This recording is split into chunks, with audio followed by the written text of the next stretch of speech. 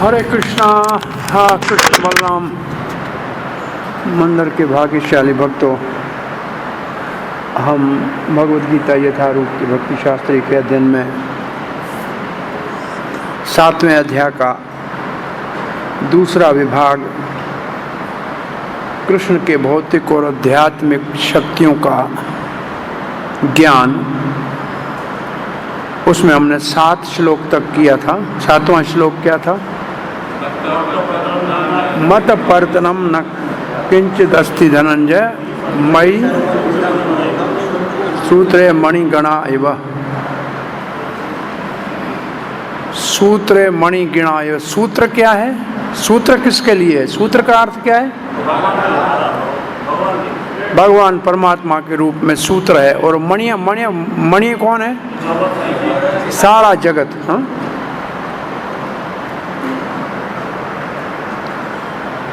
तो अब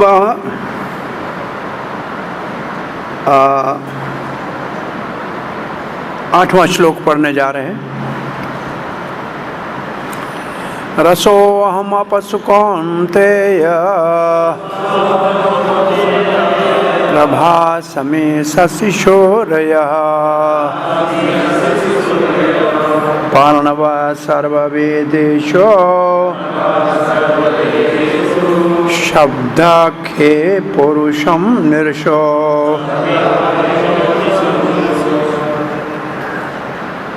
ये है असल में भगवान की विभूतियाँ। अब जो पढ़ने जा रहे हैं ना, ये हैं भगवान की विभूतियाँ।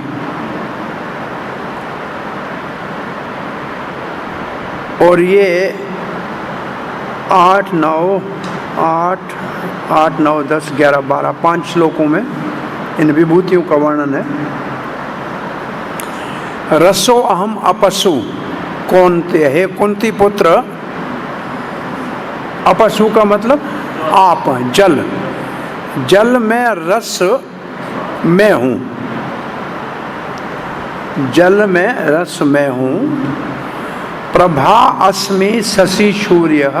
प्रभा का मतलब क्या है? प्रकाश। अस्मि मैं हूँ। शशि सूर्य। शशि का मतलब चंद्रमा और सूर्य का मतलब सूर्य। चंद्रमा और सूर्य का प्रकाश मुझसे आता है, मैं हूँ। प्रणव सर्ववेदेषु। प्रणव ओमकार। प्रणव ओमकार कहते हैं वेदों में, जो सब वेदों में वेद मंत्रों में जो ओमकार मुख्य है वो मैं हूँ। शब्द खे परुषम। खे का मतलब क्या है? आकाश में शब्द में हूँ। और एक चीज है, शब्द आकाश में हूँ और परुषम निर्षु। निर्षु का मतलब मानव में, और परुषम का मतलब जो उसमें सामर्थ्य है, शक्ति है, वो मैं हूँ। सामर्थ्य सफलता का जो कार्य है।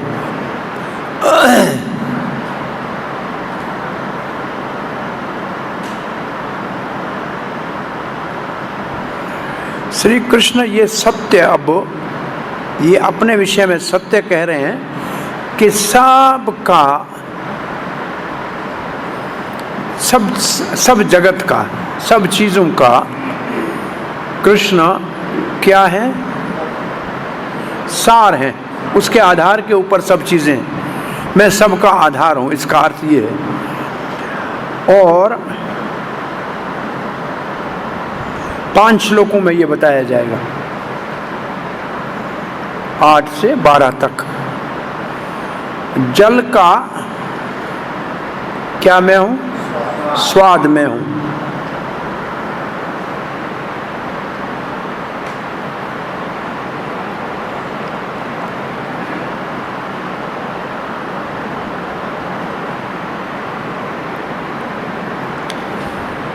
तो जल क्या है और स्वाद क्या है, पहले ये तो बताइए। जल क्या है? जल 5 भूतों में एक भूत है ना। और स्वाद क्या है उसका? तन मात्रा है। ये बात समझ में आई? तो जल है भूत और स्वाद है तन मात्रा। तो जो तन्मात्रा है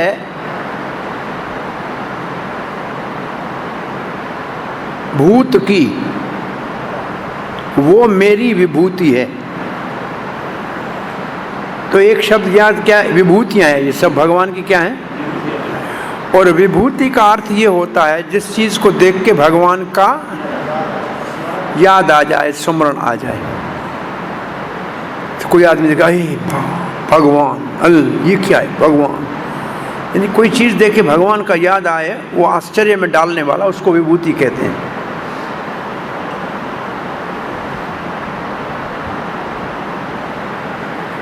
बिना तन मात्रा के भूत का कोई महत्व नहीं है। जल है और स्वाद नहीं है तो क्या फायदा? अग्नि है, रूप है, नहीं है तो फायदा कोई नहीं। शब्द है, वो कान है, शब्द नहीं है तो कोई फायदा नहीं। अच्छा, ये शब्द किसका है? कौन से भूत में शब्द होता है? आकाश में शब्द होता है, ठीक है। तो ये सब देखो, ये सब भूत हैं। ये 5 के 5 देखो भूत हो जाएंगे। अब क्या कहते हैं? तो बिना तन्मात्रा के जो भूत है उसका अस्तित्व ही नहीं है। तो इसका मतलब जो भूत है उसका अस्तित्व तन्मात्रा के रूप में, मैं विभूति के रूप में हूँ। और प्रकाश सूर्य में और चंद्रमा में प्रकाश में हूँ। तो चंद्रमा और सूर्य को मैं मेरी प्रकाश रूपी विभूति के द्वारा धारण करता हूं। ऐसे दूसरे भी उदाहरण दिए जा सकते हैं। प्रणव, ओंकार,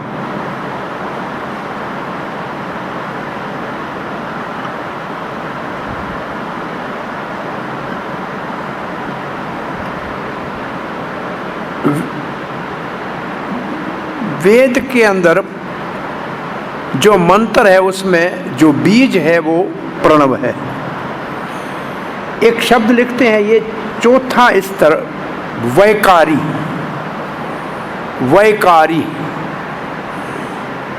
अब पहला स्तर क्या है, दूसरा क्या है, तीसरा क्या है? शब्द का जैसे एक होंठ में बोलना से वैकारी वाणी, जो जिससे आवाज निकले, पता लगे वो मैं हूँ, ओमकार के रूप में वेदों में। हाँ, चतुर्थ, चौथा अध्याय नहीं, चौथा स्तर, शब्द का चौथा स्तर, शब्द का चौथा स्तर वैकारी। क्या मंत्रों में एक होता है मानसिक चिंतन शब्द का, एक उपांशु, एक मानसिक है, उपांशु है, फिर होंठों में है, फिर बोलना है बड़ा, जैसे हम मंत्र का उच्चारण करें तो ये वैकारी है, जिससे आवाज निकलता है, वो मैं हूं। और आकाश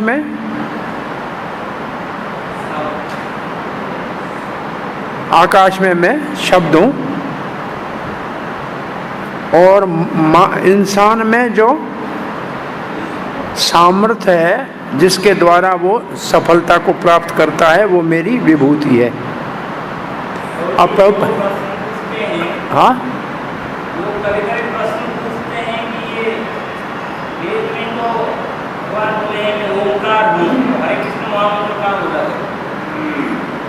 हरे कृष्ण महामंत्र में असल में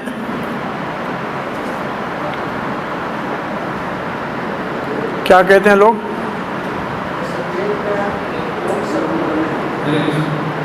मुझे कभी-कभी प्रचार प्रचार करने जाने में लोगों का ये प्रश्न आता है कि भगवद गीता में जैसे कि बोला गया है कि भगवान वेदों में ओम अपने आप को बोल रहे हैं कि तो हरे कृष्ण महामंत्र को तो किस हिसाब से वेद का सार या उनका प्रतिनिधि के हिसाब से समझा जाएगा? कलयुग के लिए हरे कृष्ण महामंत्र वेद ओम यहाँ का बताया जा रहा है।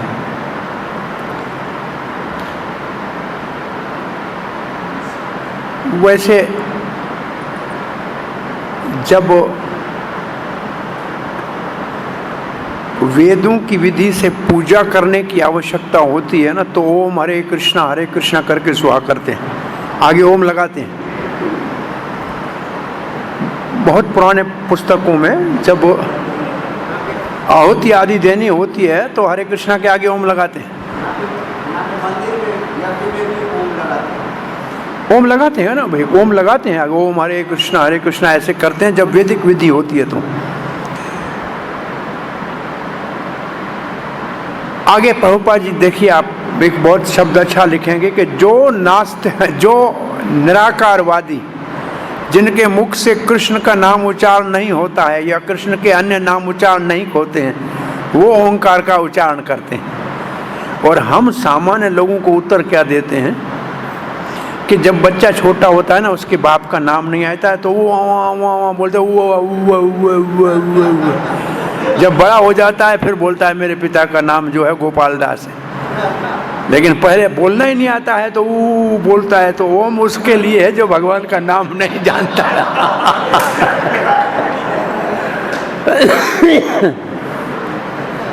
इशारा उसी भगवान की तरफ, ओम भगवान की ओर इशारा है। ये भगवान का एक सिंबॉलिक रिप्रेजेंटेशन है। सिंबॉलिक रिप्रेजेंटेशन का मतलब जैसे शब्द के रूप में भगवान का प्रतिनिधित्व करता है। ओम कृष्ण कहता है ओम मैं हूं, तो कृष्ण ही ओम है। वेदों में कृष्ण कहाँ है? बोला ओम के रूप में कृष्ण है। और हरे कृष्ण मंदिर में साक्षात कृष्ण है, वहां ओम के रूप में है। तो दोनों में कोई अंतर नहीं है। प्रभुपाद लिखते हैं इस श्लोक में भगवान कैसे सब में प्रविष्ट है। अभी तक हमने क्या सुना? भगवान सबकी उत्पत्ति का कारण है, भगवान की प्रलय का कारण है। अब भगवान केवल उत्पत्ति और प्रलय का कारण नहीं है, और सबका धारण भी वही करते, पालन भी वही करते हैं, और सब में प्रविष्ट भी वही है। ये श्लोक में प्रभुपाद लिखते हैं भगवान सर्वव्यापक है। क्या लिखा है? देखो, सर्वव्यापक लिखा है। कैसे सर्वव्यापक है? प्रभुपाद लिखते हैं अपनी शक्तियों के द्वारा, और शक्ति भौतिक भी अथवा आध्यात्मिक भी। तो भगवान अपनी भौतिक और आध्यात्मिक शक्तियों के द्वारा सर्वव्यापक है। बहुत अच्छी तरह से प्रभुपाद जी इस बात को विस्तार से आगे बढ़ाते हैं। भगवान को पहले उनके भिन्न शक्तियों के माध्यम से निराकार रूप में ही जाना जाता है।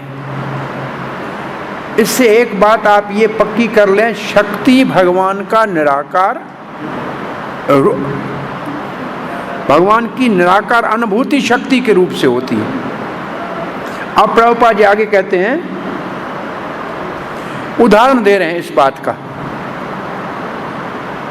किस बात का उदाहरण दे रहे हैं प्रभुपाद जी? शक्ति और शक्तिमान का। जैसे सूर्य देव है तो उसकी शक्ति से, उसकी शक्ति है प्रकाश, तो प्रकाश से हम सूर्य को जानते हैं। पहले प्रकाश को देखते हैं, फिर कहते हैं कहाँ से प्रकाश आ रहा है। तो इसका उदाहरण ये दिया है। तो यहाँ सूर्य देव है भगवान के समान, और उसका प्रकाश है भगवान की शक्ति के समान। तो ये उदाहरण कैसे हो गया? तो भगवान की समानता किससे की गई है? सूर्य देव से। और सूर्य के प्रकाश की कैसे तुलना किससे की गई है? भगवान की नाना प्रकार की शक्तियों के साथ। इससे बात क्या कहना चाह रहे हैं प्रभुपाद जी? सूर्य अपने लोक में है परंतु उसका प्रकाश सब जगह है। ऐसे भगवान अपने गोलोक धाम में है परंतु उसकी शक्तियों के द्वारा वो सर्वव्यापक है। तो सिद्धांत क्या प्रभुपाद जी समझाना चाह रहे हैं? भगवान अपने लोक में होते हुए भी, गोलोक में होते हुए भी, गोलोक एव निवस्य अखिल आत्मभूतो, फिर भी सब जगह सर्वव्यापक है। किस प्रकार, किसके माध्यम से? अपनी आध्यात्मिक और भौतिक अच्छा, आध्यात्मिक और भौतिक शक्तियां कौन सी है? परा और अपरा शक्ति, जीव और जगत। अब आगे जो जल है उसमें जो मुख्य तत्व है उसका स्वाद, वो भगवान कहते हैं मैं हूं। अब प्रभुपाद जी सामान्य लोगों को कहते हैं कोई समुद्र का पानी क्यों नहीं पी सकता है? क्योंकि उसमें नमक डाला हुआ है, उसका असली स्वाद नहीं है। तो उसका जो शुद्ध स्वाद नहीं है, इसलिए कोई नहीं पी सकता क्योंकि उसमें नमक है। हमको पानी इसलिए स्वाद लगता है क्योंकि वो शुद्ध, उसमें रस है। तो ये क्या है? प्रभुपाद ने एक शब्द लिखा है अच्छा सा, बताइए क्या लिखा है? ये रस भगवान की शक्ति है। ये जो जल में शुद्ध रस है ये क्या है? भगवान की शक्ति है। कौन सी शक्ति है? अपरा शक्ति है, अपरा शक्ति है, अपरा शक्ति। अब प्रभुपाद जी तुलना कर रहे हैं उसी पानी को एक निराकार निर्विशेषवादी कहता है अरे स्वाद के रूप में पानी है, और भक्त उसको क्या कहेगा? भगवान ने कृपा करके स्वादिष्ट जल दिया है। अब दोनों में अंतर क्या हो गया? वो जल के स्वाद को ही भगवान मानता है कि निराकार है, शक्ति को मानने वाला है, वो निराकार को मानता है। तो वो शक्ति तक संतुष्ट है कि जल का स्वाद है, भगवान जल का स्वाद है। तो ये कौन हो गया? निराकारवादी। क्योंकि ये किस में विश्वास रखता है? शक्ति में, निराकार में। और निराकार भगवान का क्या रूप है? शक्ति। और भक्त क्या कहेगा पानी पीते हुए? वाह वाह, कितना स्वादिष्ट भगवान आपने शुद्ध जल दिया, और तृप्त हो गए। तो इसने क्या किया? भक्त ने क्या किया? भगवान को देखा, जल के माध्यम से भगवान को याद किया, और उसने जल को ही भगवान मान लिया। ये दोनों में अंतर है, ठीक है ना? प्रभुपाद कहते हैं ऐसे भगवान की अनुभूति की जाती है। अब प्रभुपाद कहते हैं कोई अंतर नहीं है वास्तव में, निराकार और साकार में कोई अंतर नहीं है। देखो लिखा है, एक ही भगवान है जिसका निराकार शक्ति का माध्यम है और साकार उसका व्यक्तिगत रूप है। एक ही है वो, एक ही समय में एक ही चीज है, कोई उसमें अंतर नहीं है। और तब प्रभुपाद जी चैतन्य महाप्रभु के कौन से सिद्धांत का वर्णन कर रहे हैं? अचिंत्य भेद अभेद तत्व। एक समय में भगवान, जल भगवान है, जल का स्वाद भगवान है और भगवान नहीं भी है। भगवान है कैसे? शक्ति के रूप में। भगवान कैसे नहीं है? अपने साक्षात रूप में नहीं।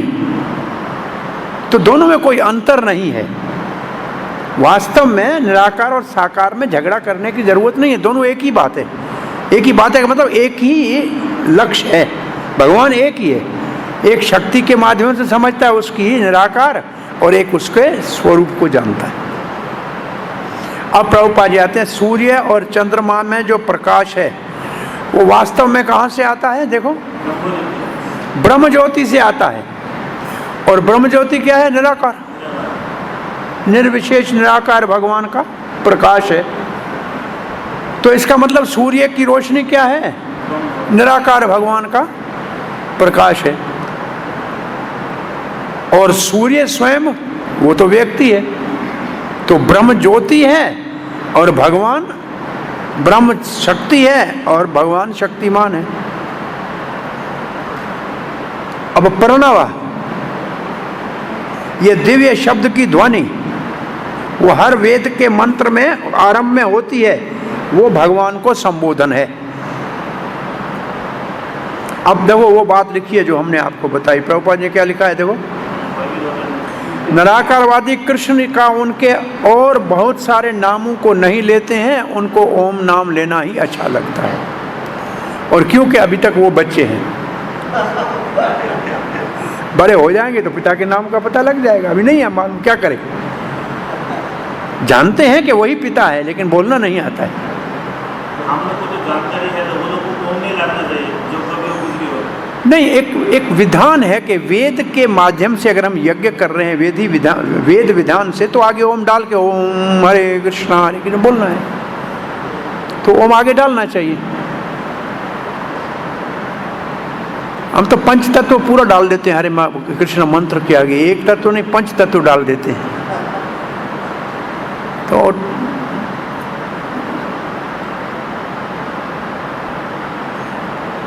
परंतु उनको ये मालूम नहीं है ये वही कृष्ण को ही संबोधन कर रहे हैं, लेकिन उनको पता नहीं है।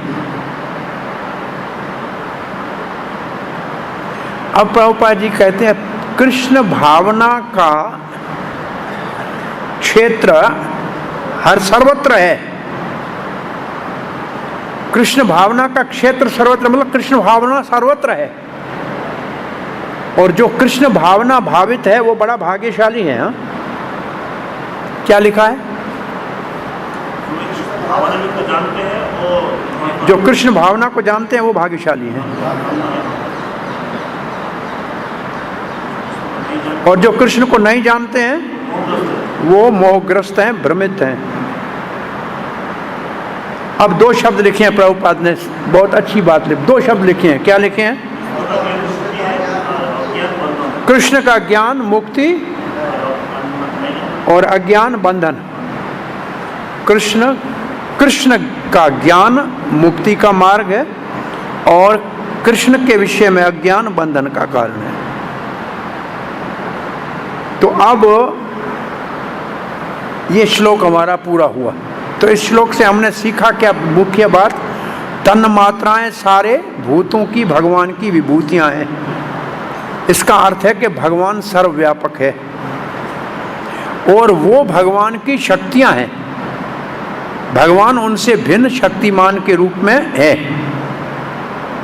तो ये सब शक्तियां हैं भगवान की और भगवान इनसे अलग शक्तिमान के। और दूसरा फिर वेदों में प्रणव के रूप में भगवान है और बाकी तो पंच तत्वों में आ गए। और क्या रह गया था तीसरा एक, वो प्रणव सर्व वेदेशु शब्द खे पौरुषम निर्षु। शब्द खे तो हो गया, पौरुषम निर्षु का वर्णन नहीं आया ना। पौरुषम निर्षु का वर्णन नहीं आया प्रभुपाद जी के तात्पर्य में, ये वर्णन नहीं हुआ है। इस वर्णन को क्या कहाँ समझना चाहिए प्रभुपाद के तात्पर्य, उन्होंने वहाँ लिखा, चक्रवर्ती पाद ने लिखा है, जो पुरुषार्थ जो सामर्थ्य है जिसके द्वारा मानव सफलता प्राप्त करता है, वो सफलता प्राप्त करने का सामर्थ्य मेरी विभूति है। मानव में सफलता प्राप्त करने का सामर्थ्य मेरी विभूति है, ये उसका अर्थ है। प्रभुपाद जी ने इसका वर्णन नहीं किया है तात्पर्य में।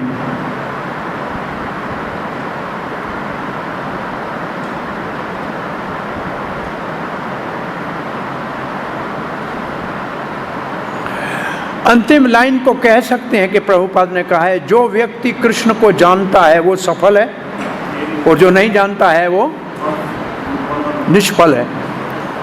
क्योंकि जो जानता है वो मुक्त हो जाएगा, जो नहीं जानता है वो बद्ध है। ये प्रभुपाद जी का इस शब्द का अर्थ समझ सकते हैं, क्योंकि और किसी से नहीं लगता है ये। और एक इस श्लोक में प्रभुपाद जी के तात्पर्य में हमने चैतन्य महाप्रभु का अचिंत्य भेद अभेद तत्व क्या है उसको समझा। और निराकार और साकार में झगड़ा करने की जरूरत नहीं है, एक ही भगवान के दो पक्ष हैं, एक ही भगवान है और दो दृष्टिकोण है। एक ज्ञानियों का दृष्टिकोण है, वो निराकार है, और भक्तों का दृष्टिकोण है वो साकार है। उसके लिए उदाहरण पानी के रस का दे दिया। वो पानी के रस को ही भगवान मानते हैं, और भक्त भगवान को जिसने पानी रसमय दिया है उसको प्रार्थना करते हैं। तो दोनों ही गलत नहीं है।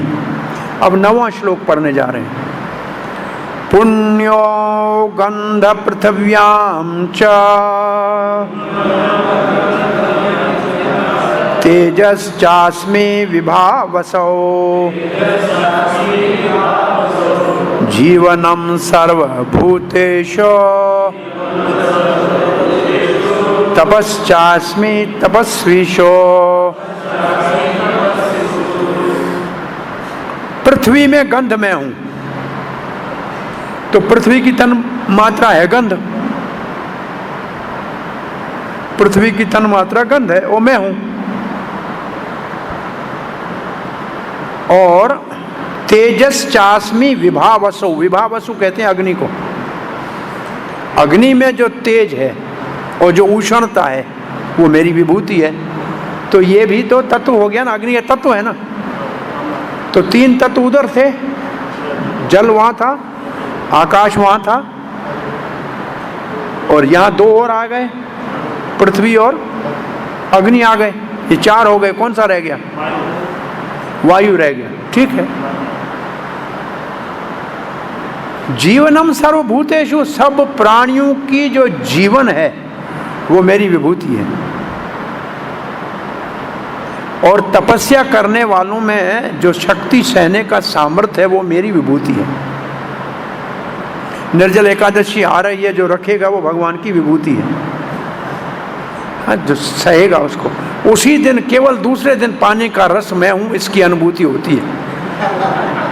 निर्जल एकादशी के दूसरे दिन जब सुबह सवेले पानी मिलता है ना, रसो हम आपसु खोनते हैं, वाह वाह वाह भगवान, उस दिन पता लगता है कि भगवान जल का स्वाद है। हरे कृष्णा। तो इस शब्दों का शब्द सबका समझ में आया? श्लोक के सब शब्दों का समझ में आ रहा है अर्थ? पुण्य शब्द का अर्थ है, 2 अर्थ है पुण्य का। स्वाभाविक, बिल्कुल स्वाभाविक हो। और दूसरा पुण्य का अर्थ है जो सुखदायी हो। भाई पुण्य करेंगे तो सुख मिलेगा ना, तो पुण्य का अर्थ एक है सुखदायी। डिक्शनरी में पुण्य के 2 अर्थ हैं, प्लीजिंग एंड नेचुरल। प्लीजिंग मतलब सुखदायी और नेचुरल मतलब स्वाभाविक। तो जो स्वाभाविक पृथ्वी के अंदर तन मात्रा गंध है वो मेरी विभूति है। रसिक भक्त कहते हैं असल में पृथ्वी में गंध आई कहां से?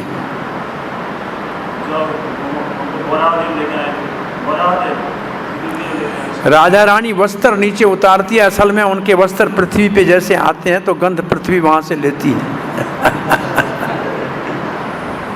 या असल में गंध सब वहां से आती है, सुगंध। अच्छा, जो इसमें शब्द है वो च में आप वायु को समझ लें। वायु में सपुरुष की ताकत है, च में आ गया, जो रह गया वो च में आ गया।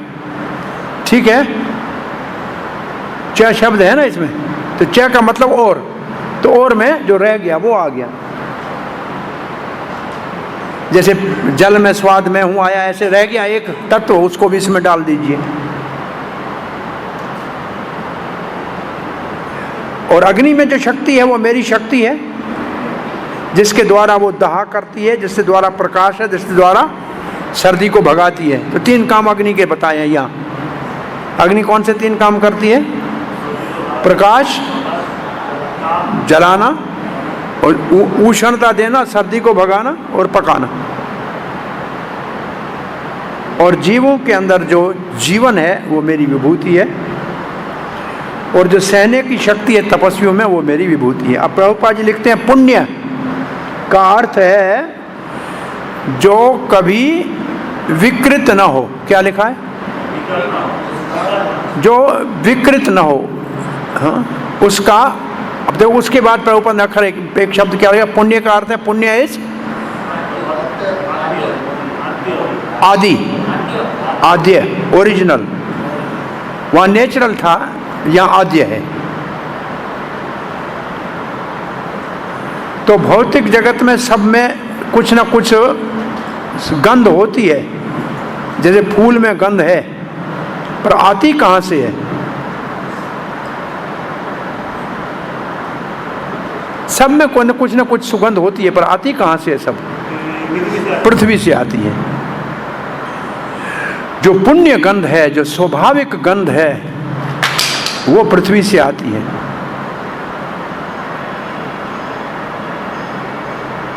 और वो गंध भगवान श्री कृष्ण की विभूति है।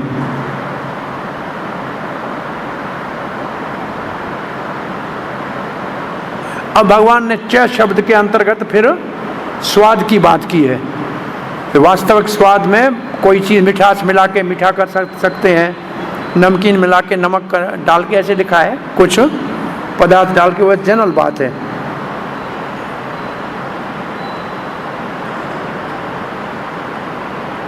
तो ये सिद्धांत बता रहे हैं कि हर एक का एक वास्तविक जैसे जल का एक वास्तविक स्वाद है, ऐसे पृथ्वी का अंदर वास्तविक गंध है।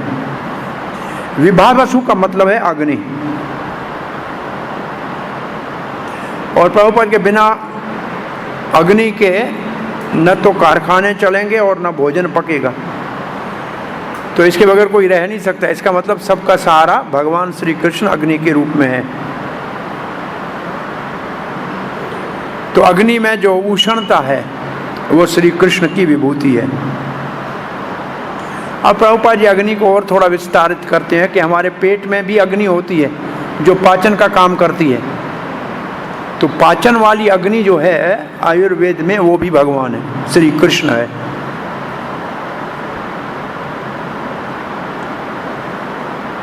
तो जो व्यक्ति कृष्ण का भावना में है उसको ये पृथ्वी, जल, अग्नि, वायु, ये बात वही है कि इन सब का जो तन्मात्रा है वो भगवान की विभूति है। इसकी अनुभूति होती है कि वही इनके पीछे मुख्य आदि वास्तविक क्या है, क्या लिखा है?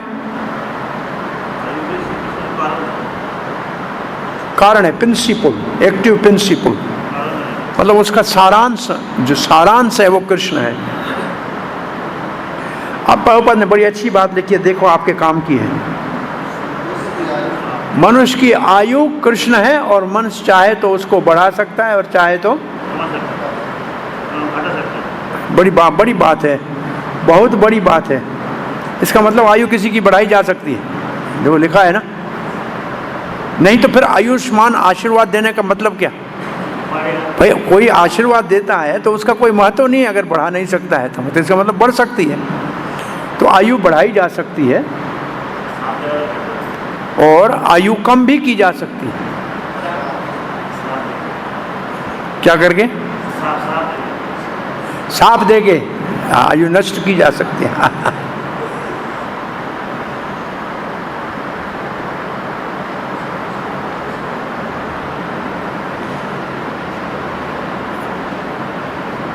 आयु भगवान के हाथ में है।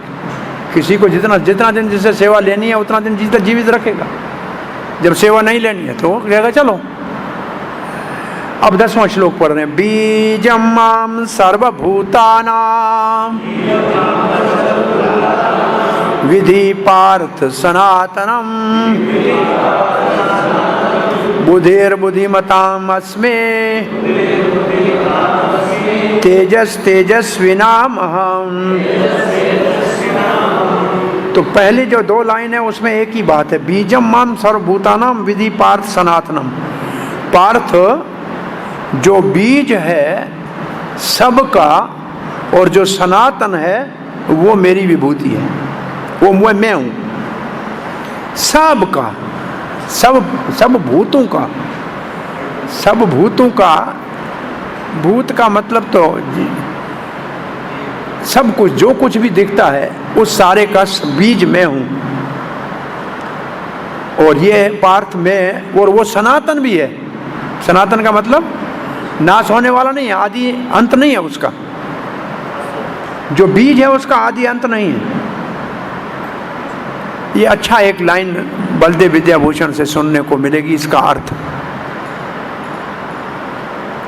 और फिर दूसरी बात है, बुद्धिर बुद्धिमतामस्मि, बुद्धिमानों में जो विवेक की शक्ति है, जिसके वह द्वारा निर्णय करते हैं क्या अच्छा है क्या खराब है, क्या करना चाहिए क्या नहीं करना चाहिए, वो मेरी विभूति है। बुद्धिमताम का मतलब बुद्धिमानों में जो निर्णय करना, विवेक, उसको क्या कहते हैं, विवेक। विवेक कि अच्छा क्या है खराब क्या है, क्या करना चाहिए क्या नहीं करना चाहिए, वो मेरी विभूति है। तेजस तेजस्वी नाम, जो तेजवान है उनका तेज में हूं, तेजस्वियों का तेज में हूं। बलदेव विद्याभूषण कहते हैं चर अचर जगत का सनातन बीज मैं हूं। चर अचर जगत का सनातन बीज मैं हूं। चर अचर जगत का मतलब क्या हो गया, जड़ चेतन दोनों का बीज मैं हूं।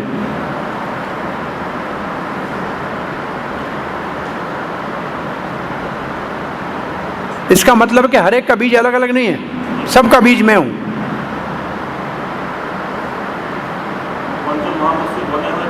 भगवान एक है, भले सर्वव्यापक होते हुए भी एक ही है और सबका बीज है।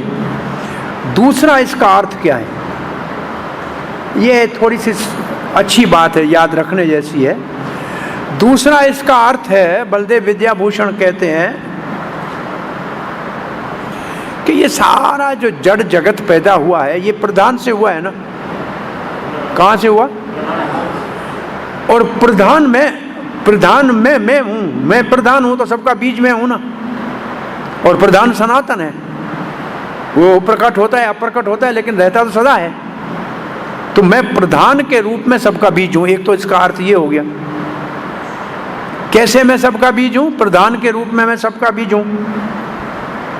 सब जीवों का जो शरीर है वो कहां से आता है, प्रधान से आता है, महत्त्व से आता है, प्रधान से आता है। सारा 24 तत्व कहां से आते हैं, प्रधान से आते हैं। तो सबका बीज प्रधान के रूप में मैं सबका बीज हूं। एक हूं, प्रधान एक है लेकिन सब शरीर 84 लाख जूनिया बनी एक से, एक ये इसका अर्थ है। ठीक है, अब बुद्धिमानों में जो विवेक करना है, महत्वपूर्ण क्या है बेकार क्या है, वो विवेक में हूं।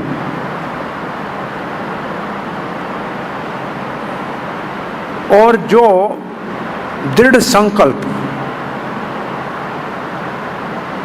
जिसके द्वारा कोई विजयी होता है,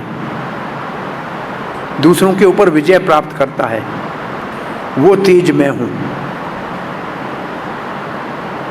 श्रील प्रभुपाद लिखते बीजम का मतलब है, बीज का मतलब है बीज, क्या लिखा है, हाँ बीजम का मतलब क्या है, बीज, बीज अंग्रेजी में लिखना पड़ गया, बीजम मीन सीड। तो कृष्ण सबका बीज है। अब बहुत सारे प्राणी हैं, लिखा क्या है, बहुत सारे जीव हैं, कुछ जड़ हैं कुछ अजर हैं, कुछ पक्षी हैं कुछ पशु हैं, वृक्ष हैं, ये कुछ अचल हैं, कुछ जड़ हैं, कुछ खड़े होते हैं। इसका अर्थ क्या है कि जो कुछ जगत में दिख रहा है उसमें जो 84 लाख या जोनियों का सार मैं हूं। किसके रूप में हम समझ के आए, किसके रूप में, प्रधान के रूप में। प्रधान के रूप में 84 लाख जोनियों के का कारण मैं हूं, बीज में हूं। अब प्रभुपाद जी 84 लाख लिख रहे हैं, नीचे देखो लिख रहे हैं ना प्रभुपाद जी, जीव 84 लाख के अंतर्गत आते हैं, कुछ चर हैं कुछ अचर हैं, उन सब का बीज कृष्ण है। लेकिन प्रभुपाद ने प्रधान शब्द लिखा नहीं है, इसलिए प्रधान शब्द वहां से लेके दिमाग में पक्का रखना चाहिए कि भगवान एक बीज सबका कैसे है। हाथी का शरीर हो या चूंटी का शरीर हो, उसके अंदर जो मसाला है वो एक ही है। और वो सब का आता है प्रधान से, और प्रधान भगवान का सनातन बीज है। अब प्रभुपाद इसके लिए प्रमाण दे रहे हैं तैत्तिरीय उपनिषद से। यतो वा इमानि भूतानि जायन्ते ब्रह्म, जो परम सत्य है उससे सारे प्राणी जन्म लेते हैं।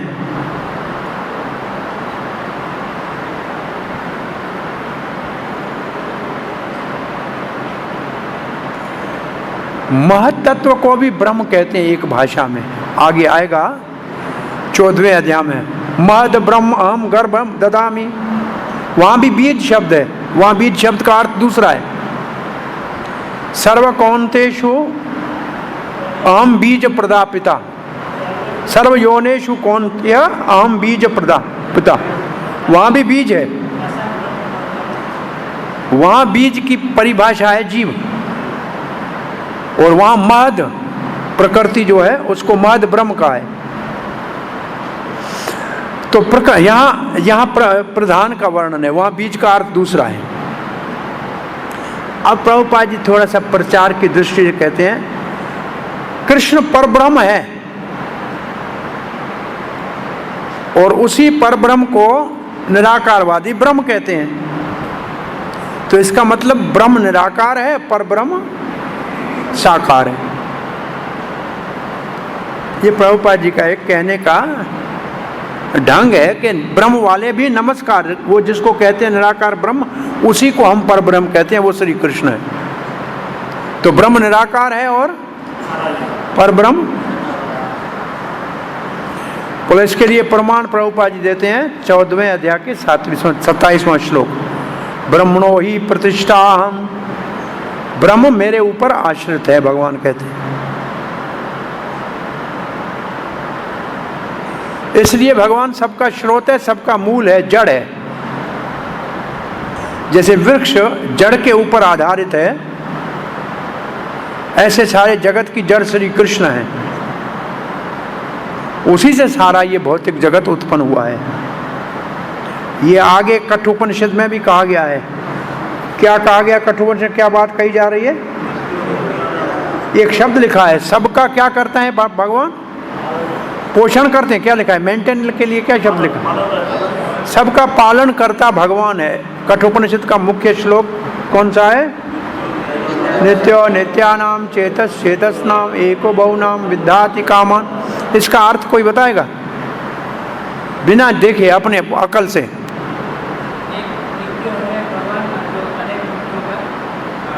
एक भगवान नित्य है और अनंत जीव नित्य हैं। हाँ, जीव भी चेतन है, भगवान भी चेतन है। भगवान एक है, जीव अनेक है। हाँ, सभी जीवों की इच्छाएं पूरी कर रहा है, उनकी पालना कर रहा है, एक चेतन भगवान। ठीक है। विदधाति कामान, कामनाएं पूरी कर रहा है। अब प्रभुपाद जी आ रहे हैं बुद्धि बुद्धिमतामस्मि पे। बुद्धिमान हूं मैं, बुद्धि में हूं। सो बुद्धि का जो क्या है, बुद्धि का जो मूल है, जिसके द्वारा निर्णय किया जाता है, वो श्री कृष्ण की विभूति है। और अगर कोई बुद्धिमान नहीं है तो वो परम पुरुष भगवान श्री कृष्ण को समझ ही नहीं सकता। इसका क्या अर्थ लेंगे? तेजस्वी नाम का नहीं लिखा है प्रभुपाद ने, देखो नहीं है ना। तेजस्वी नाम का तात्पर्य नहीं है। यहां लिख के समाप्त कर दिया। क्या कहेंगे? जो बुद्धिमान नहीं है वो कृष्ण को नहीं समझ सकता। तो तेजस्वी नाम का तात्पर्य नहीं है। वो तेज जिसके द्वारा विजय प्राप्त की जा सकती है, ये विश्वास के मैं विजयी हूंगा, वो विश्वास उस तेजस्वान में मेरी विभूति है। अब 11वां श्लोक। बलम बलवताम चाहम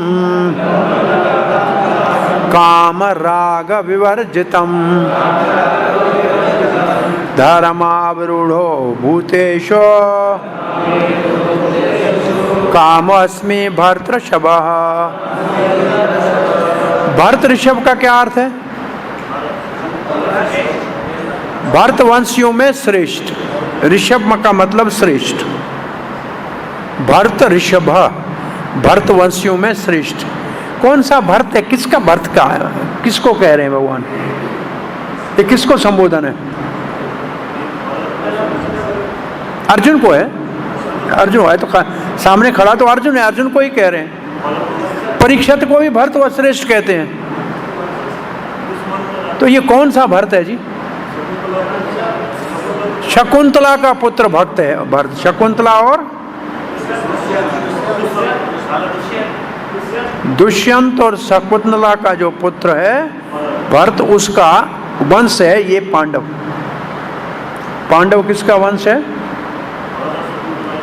शकुंतला और दुष्यंत के पुत्र भरत का, उस महाराज भरत का वंश है। तो एक तो भरत ये हमारे वैदिक साहित्य में प्रमुख भरत है, जिससे पांडव भरत वंशी है। दूसरा भरत जड़ भरत का पहला जन्म,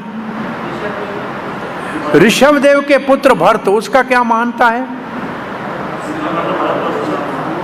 सारी पृथ्वी का नाम भारतवर्ष उस ऋषभ देव के पुत्र भरत के नाम के पीछे है। तो ये दूसरा बड़ा महत्वपूर्ण भरत है। और तीसरा भरत है भगवान रामचंद्र के भाई। तो ये तीन भरत भारत संस्कृति में प्रसिद्ध है। तो हे भरतवंशियों में श्रेष्ठ, बलवानों का वो बल जो काम और राग से रहित है, वो मैं हूं। बलवानों का जो बल काम और राग से रहित है, वो मैं हूं। और जो धर्म के विरुद्ध काम है, संतान उत्पन्न करने की विधि, वो भी मेरी ही विभूति है। तो यहां विभूतियां दो ही है।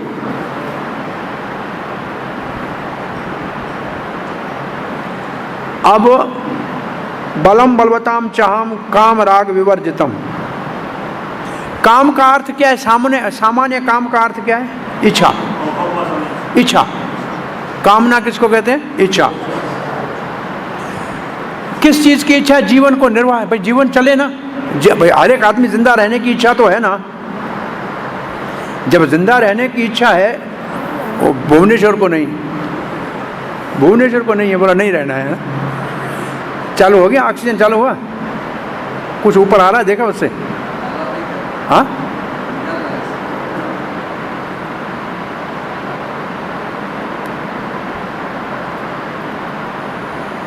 हरे कृष्णा कृष्णा कृष्ण हरे राम राम राम।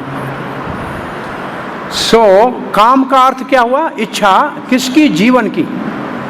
तो उसके लिए भी कुछ चीजें चाहिए, तब जीता रहेंगे ना। तो वो सब चीजें जिसकी इच्छा है। फिर लिखा है राग का मतलब क्या है?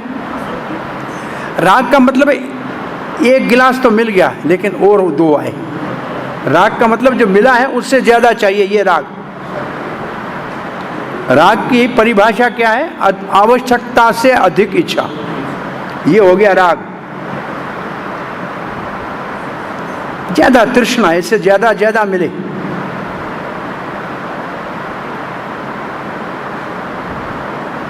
और ऐसी जिसकी इच्छा होगी उसकी चेतना दूषित हो जाएगी। भाई और किसी को नहीं मिले, मेरे को मिले, तो ये दूषित चेतना हो गई। जो इससे रहित है, काम और राग से रहित है।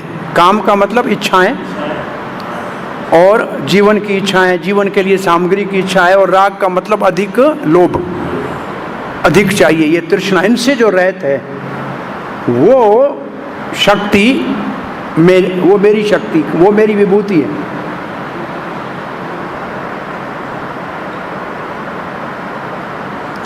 उस शक्ति से करेगा क्या? अपना कर्तव्य कार्य करे। जैसे अर्जुन है, क्षत्रिय है, युद्ध में भाई इसलिए भी नहीं लड़ना है कि केवल मैं जिंदा रहूं इसलिए लड़ रहा हूं, ये इच्छा भी नहीं है। और ये राज नहीं, कहीं और राज मुझे चाहिए, ये लोभ भी नहीं है, सिर्फ कर्तव्य समझ के लड़ रहा है।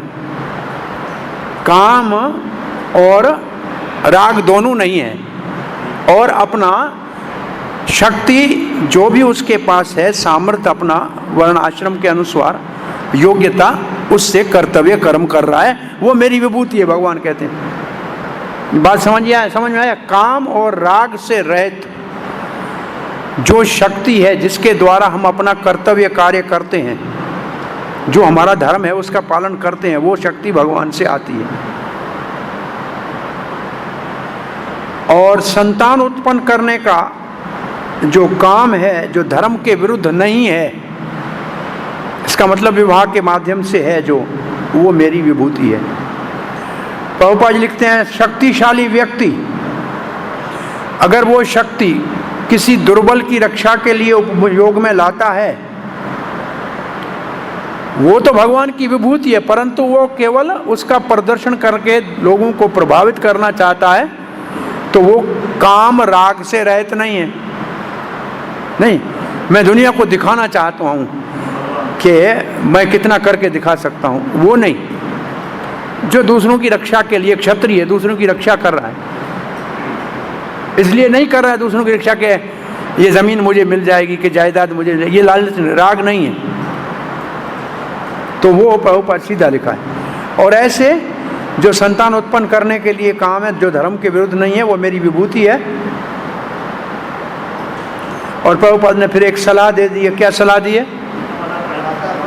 इसलिए अतः गृहस्थियों को कृष्ण भावना भावित संतान उत्पन्न करना चाहिए। अगर कृष्ण भावना भावित संतान नहीं है तो काम फिर वो धर्म के विरुद्ध हो जाएगा, तो भूत प्रेत पैदा करेंगे। अब 12वां श्लोक इस श्रृंखला की पूर्णाहुति का। ये चैव सात्विका भावा राजसास्तामसाश्च ये मदेवेति तांग विधि न अहम तेषु ते मयि।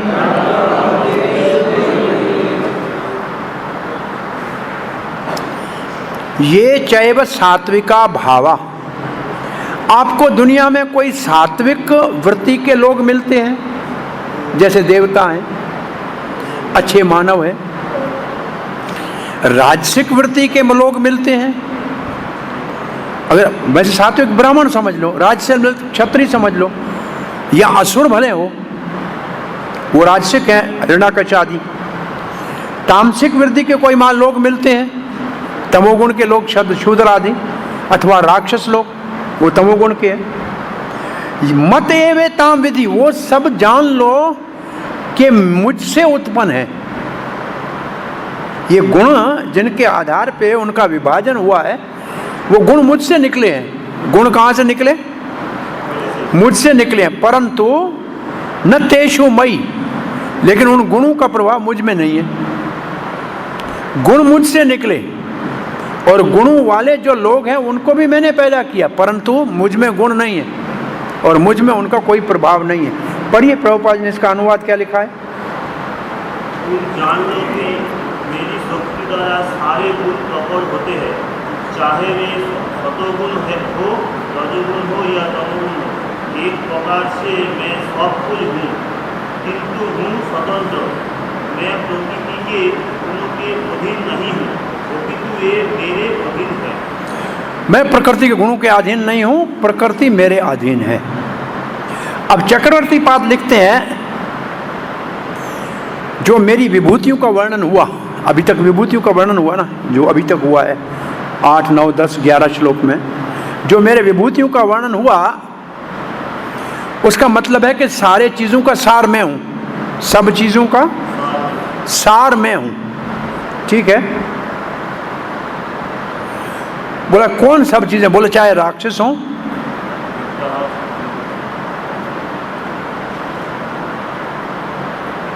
और चाहे असुर हो, चाहे मानव हो, चाहे देवता हो, सब हैं, वो सब मुझसे ही निकलते हैं। सब चीजों का सार हूं, तो उसमें ये सब आ गए। अब लिखते हैं कि सारे जितने भी ये सब मेरे ऊपर आश्रित हैं,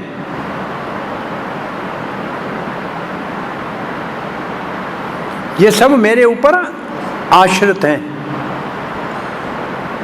और ये मेरी शक्ति, ये भी मेरी एक विभूतियां हैं, शक्तियां हैं। ये मेरे शक्ति का परिचय है, ये मेरी शक्ति का परिचय है। भावा का अर्थ है चीजें, वो सब चीजें जो सतोगुण में चीजें हैं। बोला सतोगुण में क्या चीजें हैं? जैसे कोई व्यक्ति है जो अपने मन और इंद्रियों को वश में करता है, वो सतोगुणी है। भाई सतोगुण के व्यक्ति का क्या लक्षण है? मन और इंद्रियों को वश में करना, ब्राह्मण। कौन हो गया? ब्राह्मण। ब्राह्मण हो गया। और देवता सतोगुण में होते हैं, देवताओं को सतोगुण में ही माना जाता है। देवता सतोगुणी है। जो इंसान मन और इंद्रियों को वश में करता है वो ब्राह्मण भी सात्विक है। ठीक है। अब कहते हैं रजोगुण में कामी, इसकी कामनाएं ज्यादा है, और जिसको अपना अहंकार है, मद है। रजोगुण में मद और काम है। और उसके अंतर्गत आते हैं असुर, हिरण्याकश जैसे, और वैसे क्षत्रिय भी रजोगुण के हैं। और ऐसे ही तमोगुण में, जिसमें मोह, तमोगुण में होता है प्रमाद, मोह, आलस, और उसके अंतर्गत आते हैं शूद्र और राक्षस आदि। ये जो भी है ये गुण, ये प्रकृति के गुणों से उत्पन्न है। कहाँ से उत्पन्न है? ये सब प्रकृति के गुण से उत्पन्न है। और ये प्रकृति के गुण कहाँ से उत्पन्न है? मुझसे उत्पन्न है। वो मेरे ऊपर आश्रित है, परंतु मैं उससे स्वतंत्र हूं। श्रील प्रभुपाद जी लिखते हैं,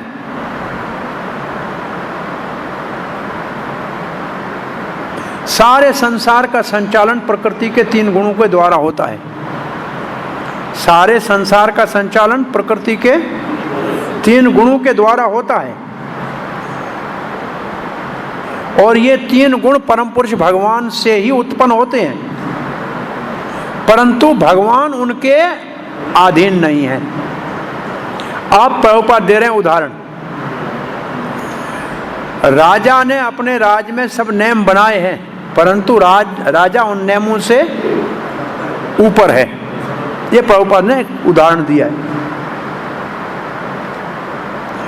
अब प्रभुपाद जी 3 गुणों के अंतर्गत 4 वर्णों का वर्णन कर रहे हैं। देखो,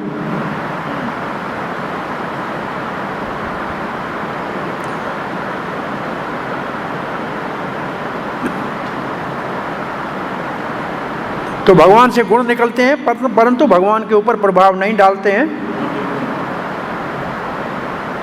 ये भगवान की विशेषता है।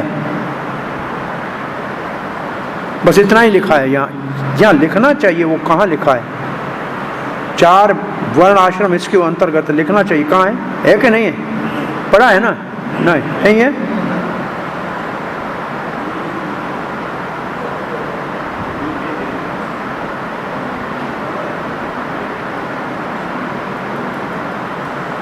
ओके, नहीं है। और कहीं मिलेगा, है जरूर। अब हम आ रहे हैं तीसरे विभाग में, 7वें अध्याय का तीसरा विभाग। पहला विभाग क्या था? श्रवण ही भगवत तत्व जानने का मुख्य विधि है। ये पहले 3 श्लोक। तीसरे श्लोक की इस विशेषता क्या थी? इस ज्ञान विज्ञान की दुर्लभता। और 4 से लेकर 12 तक कृष्ण भौतिक और आध्यात्मिक शक्तियों का स्रोत है। और तीसरा विभाग है कृष्ण गुणों के स्वामी है। कृष्ण 3 गुणों के स्वामी है। शरण लो सुखी हो। भगवान है 3 गुणों के स्वामी। जो शरण लोग है वो लेगा, वो सुखी होगा, और दूसरा दुखी होगा। और इसमें केवल 2 श्लोक है, 13 और 14। हम 13वें श्लोक को पढ़ लेते हैं, 14 को फिर कल पढ़ेंगे। ठीक है। त्रेभेर गुणमयर भावये एभि सर्वम इदं जगत् मोहितं नाभिजानाते मामेभ्यः परम अव्ययम् त्रिभिर गुणमयर भावैर, तीनों प्रकृति के गुणों के द्वारा, ये भी सर्वम इदं जगत, ये सारे का सारा जगत जो आपको दिखता है ना, ये तीनों गुणों का ही, तीनों गुणों का ही क्या है, प्रदर्शन है, उनके अंतर्गत ही प्रदर्शन है। और ये तीन गुण करते क्या है, मोहितम, सबको मोहित कर देते हैं। उससे क्या होता है, मुझे नहीं जान सकते, ना भी जान आती, मुझे नहीं जान सकते हैं। क्यों? माम एभ्य परम अव्ययम, क्योंकि मैं इन गुणों से, एभ्यम मतलब इन गुणों से परे हूं। ये सारा जगत तीनों गुणों से ही प्रभावित है, प्रकाशित है और प्रवृत्त है। तीन शब्द कहते, तीनों का अर्थ एक ही है। जगत तीनों गुणों के द्वारा संचालित है, प्रभावित है, प्रकाशित है, वही चला रहे हैं, और वो सबको मोहित कर देते हैं। तीन गुण क्या करते हैं, सबको मोह। और मेरे को वो नहीं जानते। क्यों नहीं जानते? क्योंकि मैं गुणों से परे हूं। वो तो गुणों के अंदर की बात जानते हैं और मैं गुणों से बाहर हूं, तो मुझे कहां से जानेंगे? इसमें वो चार है। बलदेव विद्याभूषण लिखते हैं, भगवान ने अपने स्वरूप का वर्णन कर लिया। अभी तक भगवान ने अपने स्वरूप का वर्णन किया, कैसे, क्या स्वरूप का, सब शक्तियों के स्रोत हैं और सब में समाये हुए हैं और सबका पालन कर रहे हैं, सर्वव्यापक है। ये अपने स्वरूप का वर्णन किया भगवान ने। और ये भगवान का जो स्वरूप है, इसको बोला किसके लिए? बोला जिसका ध्यान करना चाहिए। इन सब विभूतियों के द्वारा भगवान का ध्यान करना चाहिए। और भगवान ने ये दिखाया अभी तक, क्या दिखाया? कि भगवान की दो शक्तियां हैं। कौन सी वाली? और भगवान उन दोनों से अलग है।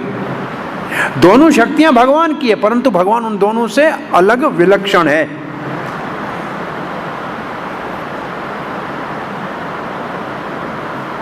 अब 3 श्लोकों में भगवान अपने, भगवान के स्वरूप से जो अवगत नहीं है, जो भगवान के स्वरूप को नहीं जानते हैं, अज्ञान में है, भगवान के स्वरूप के विषय में जो अज्ञान में है, बोला क्यों है सब भगवान के स्वरूप के अज्ञान में क्यों है? भगवान के स्वरूप के विषय में अज्ञान क्यों है? क्योंकि किसका? क्योंकि नीचे वाली शक्ति के आश्रय में है। अब इसको ऐसे समझिए, भगवान की पराशक्ति जीव, अपराशक्ति के प्रभाव के कारण भगवान को नहीं जान सकता। इसका सीधा अर्थ ये है। क्या सीधा अर्थ हुआ? भगवान की पराशक्ति जीव, अपराशक्ति प्रकृति के गुणों के प्रभाव के कारण भगवान जो तीनों गुणों से परे निर्गुण है, उसको नहीं जान सकती। अब मैंने जो कहा इसको दोबारा कहिए। भगवान का पराशक्ति जीव अपराशक्ति के प्रभाव में जो तीनों गुणों की है, उसके कारण भगवान को नहीं, क्योंकि भगवान तीनों गुणों से परे। ठीक है, ये इसका अर्थ समझ में आया। अब आगे लिखते हैं,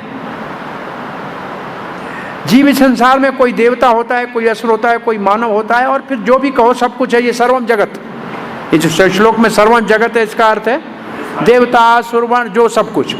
ठीक है, उन सब में विवेक समाप्त हो गया, वो मोहित हो गए, वो मोहितम। और वो सतो रजो तमोगुण का प्रभाव उनके ऊपर इतना है, जैसे पहले बताया गया है कि सारे तीनों गुणों से मोहित हैं।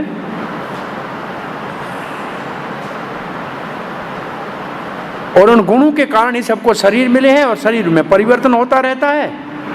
जीव एक शरीर से दूसरे शरीर में जाता रहता है और अपने कर्मों का भोग करता है, भगवान को नहीं जान सकता है। क्यों नहीं जान सकते हैं? बलदेव विद्याभूषण एक शब्द लिख रहे हैं, उसको ध्यान देने जैसा है कहते हैं ये सब मुझसे ईर्ष्या करते हैं। कृष्ण कहता है ये सब मुझसे क्या करते हैं? ईर्ष्या करते हैं। किस बात से? मेरे किस विषय में ईर्ष्या करते? क्यों करते हैं मुझसे ईर्ष्या? कहते हैं कृष्ण अच्युत है, हाँ, उसका स्वभाव नित्य है, हम तो संसार में गिरते हैं, तो उससे मुझसे ईर्ष्या करते हैं। अव्ययम, मेरे को अविनाशी समझते हैं, अपने आप को नाशवान समझते हैं, क्योंकि शरीरों में है, इसलिए मुझसे ईर्ष्या करते हैं। दोबारा लिखा है वो मुझसे ईर्ष्या करते हैं, जो सब जीवों का स्वामी हूं और ज्ञान का स्वरूप हूं, आनंद का स्रोत हूं, अनंत दिव्य गुणों का स्वामी हूं, मुझसे ईर्ष्या करते हैं। परम हूं, ये परम की परिभाषा है। ये जीव कैसे हैं गुणों में? ये अब प्रभुपाद जी के तात्पर्य को पढ़ के कथा को यहाँ विराम देते हैं। तात्पर्य लंबा है थोड़ा। सारा जगत तीन प्रकृति के गुणों से क्या लिखा है? मोहित है। सारा जगत प्रकृति के तीन गुणों से मोहित है, और जो इनसे भ्रमित है वो कभी भी दिव्य परम पुरुष भगवान श्री कृष्ण को नहीं समझ सकते, जो इस भौतिक प्रकृति से परे है। ठीक है? और हर एक व्यक्ति भौतिक प्रकृति के गुणों के कारण अलग अलग प्रकार का उसका शरीर है। अब दो शब्द लिखे हैं प्रभुपाद जी, ये है ब्राह्मण और ये है वर्ण आश्रम की विभाजन के लिए। क्या शब्द लिखे हैं? मनोवैज्ञानिक और शारीरिक कार्य जो उनके है, उसके मनोवैज्ञानिक और शारीरिक बनावट जो है वो प्रकृति के गुणों के अनुसार है, और उसके अंतर्गत चार प्रकार के हैं। और देखो नीचे लिखा है सतोगुण का ब्राह्मण, रजोगुण का क्षत्रिय, रजो तमोगुण का मिश्रित वैश्य और पूर्ण तमोगुण में शूद्र। तो ये जो ऊपर शब्द है ये इन चार वर्णों का वर्णन है। ठीक है? और प्रभु कहते हैं इन चार वर्णों से जो नीचे है वो पशु के स्तर पे है, वो अंतज है, नीचे पशु स्तर के। अब प्रभुपाद जी एक बात लिखते हैं, वो बड़ी, वो लोग सब मानेंगे नहीं, लेकिन लिखा क्या है देखो, ये उपाधियां सनातन नहीं है, नित्य नहीं है, बदली जा सकती हैं। मैं ब्राह्मण हूं या क्षत्रिय वैश्य कुछ भी हूं, ये जीवन ही थोड़े समय के लिए है, तो सदा रहने वाला नहीं है। परंतु भले जीवन थोड़े दिन के लिए है, फिर भी हमको दूसरा शरीर लेना पड़ेगा, और माया के मोह के कारण हमको पता नहीं है कौन सा शरीर लेना पड़ेगा, और इसीलिए हम शरीर के स्तर पे मोहित हैं। जो ये मोहित शब्द है श्लोक में, उसको प्रभुपाद लिखते हैं, कोई अपने आप को अमेरिकन समझता है, कोई रशियन, कोई इंडियन, कोई ब्राह्मण, कोई हिंदू, कोई मुस्लिम। ये है मोह, ये है प्रकृति का मोह। मोहितम नापि जानाति, ये मोहितम की परिभाषा है। और इसलिए वो भगवान को भूल जाते हैं जो इन सारे गुणों के पीछे हैं। तीन गुणों से मोहित भगवान श्री कृष्ण कहते हैं मुझे नहीं जानते हैं, जो इन गुणों का संचालक हूं।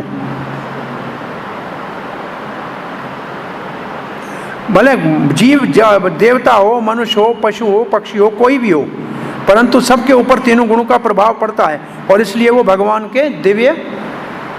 की दिव्यता को नहीं जानते, भगवान को नहीं जानते। जब सतोगुण वाले ही नहीं जानते हैं तो रजोगुण तमोगुण की क्या बात करें। अब एक बात प्रभुपाद ने लिखी है, उसको ध्यान से पढ़िए। सतोगुण वाले ज्यादा से ज्यादा, अधिक से अधिक ब्रह्म की अनुभूति कर सकते हैं। इसका मतलब क्या? इसका अर्थ क्या करेंगे? इसका अर्थ ये करेंगे, जो ज्ञानी है वो सतोगुण में है, वो ज्यादा से ज्यादा ब्रह्म तक जान सकते हैं, इससे आगे नहीं जान सकते। तो ज्ञानी सतोगुण में, मतलब तीनों गुणों के अंतर्गत है, वो भी कृष्ण को नहीं जान सकते, इसलिए ओमकार का उच्चारण करते रहेंगे। ये भगवान के स्वरूप का जानकारी इनको नहीं हो सकती है कि भगवान कितना सुंदर है, कितना मधुर है, कितना ज्ञानवान है। भगवान शब्द के 6 गुण हैं, उनको नहीं जानते, 6 गुणों को। सतोगुण वाले भी नहीं जानते, तो फिर रजो तमोगुण की क्या बात है। कृष्ण भावना तीनों गुणों से ऊपर है, और जो कृष्ण भावना में स्थित है वो पूर्ण रूप से मुक्त है। यह हमारा आज का क्लास को पूर्णाहुति को करते हैं। यह सबसे महत्वपूर्ण श्लोक है, कल जिसको पढ़ेंगे। मैं समझता हूँ ये आपके याद करने वाले श्लोकों में होगा। दैवी हेश गुणमयी मम माया दुर्तया मामेव ये प्रपद्यन्ते मायामेतान् तरन्ति ते। तो इस श्लोक से कल आगे पढ़ेंगे। ये श्लोक पढ़ेंगे, फिर चौथे विभाग में चले जाएंगे, 4 सुकृत और 4 दुष्कृत। अच्छा, इस विभाग से कोई प्रश्न है तो कल लेके आइएगा। हाँ जी, 8 से 11 नंबर श्लोक, 4 नंबर प्रश्न है, भगवान की उनकी विविध शक्तियाँ के माध्यम से कैसे जाना जा सकता है? उदाहरण दीजिए। भगवान की विभूतियों को कैसे? शक्ति का माध्यम जाना। तो उनके नाम लिखने हैं कि पानी में स्वाद मैं हूँ, इसमें मैं हूँ, इसमें ये हूँ, जो 5, 6, 7 हैं। 14 है, ये तो 14 लिखनी है, याद करनी है। कितनी मांग रहा है, कितनी बताओ? मैंने मांग कितनी? सब मांग रहे हैं, थोड़े मांग रहे हैं? सब मांग रहे हैं का? प्रश्न पूरा क्या ठीक तरह से पढ़ो, अंग्रेजी में पढ़ो, पता लगे। हाँ।